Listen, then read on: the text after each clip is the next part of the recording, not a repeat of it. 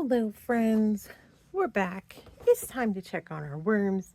It's been a few weeks, and yeah, it's time to feed the worms.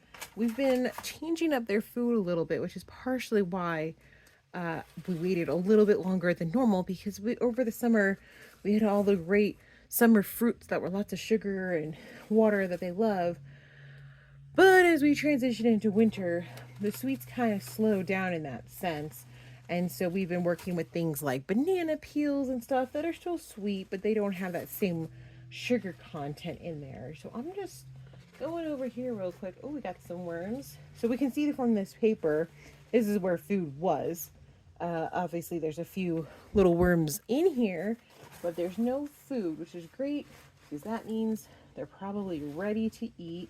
And well, I got a little treat for them today. We'll put this back so they don't get well, they don't get too thrown off. And before oh, excuse me, before we get too far, this toilet paper and shredded paper in here has a little bit of moisture to it. It's not super damp, so we'll probably go ahead and add some water in today. But I think this corner over here is gonna be where we feed them next. Oh, there's worms here too already. Okay, great. Well, we'll cover it back up then with a little paper because we don't want the worms to get too cold. Because today we are going to, well, we got this extra little paper here. We'll just put that down. That's going to help be a little bit of a buffer for us. But we have something this group of worms hasn't tried yet, and that is spaghetti squash. This particular one, regrettably, sat too long in the fridge and, well, it started stinking. So I was just like, well, we'll throw it in the freezer, let it get cold. So it's frozen. Not that I think there's any bugs on it, but you never know. Boom. And that's it. We'll let them sit and percolate probably for a couple weeks just because I think as we're getting into fall proper here, we're not going to be seeing as much food processing with this group if I had to guess.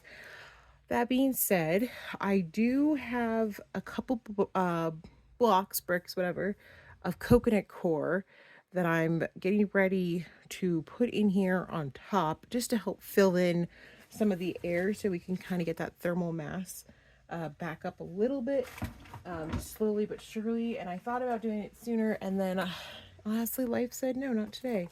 So in the meantime, we'll give them just a little bit of water. I don't want to put too much in any one area because we want it to spread out, but a little sprinkling will help keep the moisture content up. But yeah, that's it. Worms are really easy to take care of. They're really easy to feed. If we feed them this week or next week, they really don't care. And they help clean up your food waste for you. So all in all, best pets ever. Well, maybe not ever. The boys are pretty cute. Okay, guys.